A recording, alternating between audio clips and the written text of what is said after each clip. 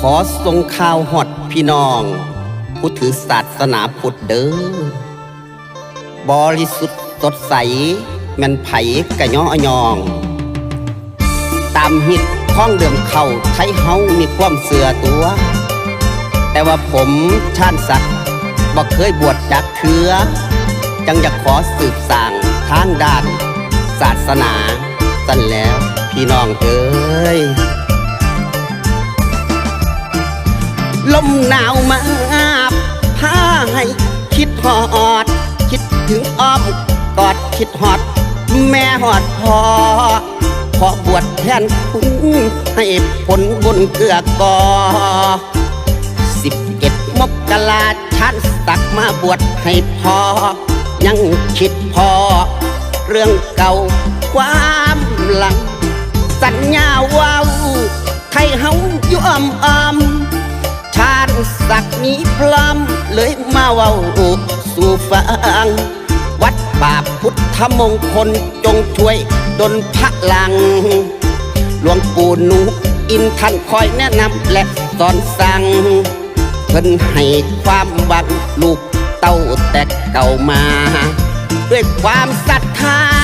บอกลุงป้าข่าวบ้านเฮาท่านสักเอาบุญมาเล่าบอกไทยเฮาด้วยศรัทธา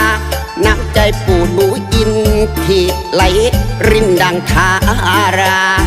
ท่านคอยเป็นห่วงด้วยเราติดบ่วงกามมาด้วยความศรัทธาเพิ่นหาเวลาบวชให้ขอกราบงามไตรรัตน์สับคอยตัดบ่วงด้วยความเป็นห่วงขอให้ลูกมีชัย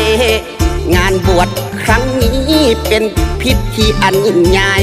กายกรรมมโนกรรมวจีกรรมจงอภัยกับน้อยกับใหญ่ชาญศักดิ์ตัดใจขอลา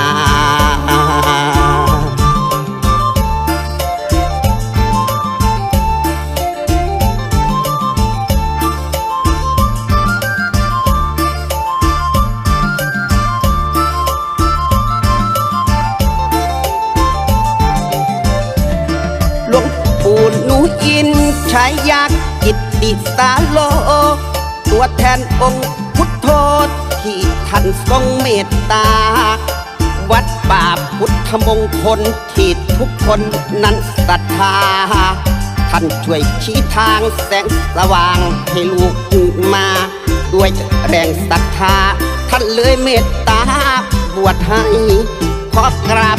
งามไตรรัตน์3 ลูกขอพร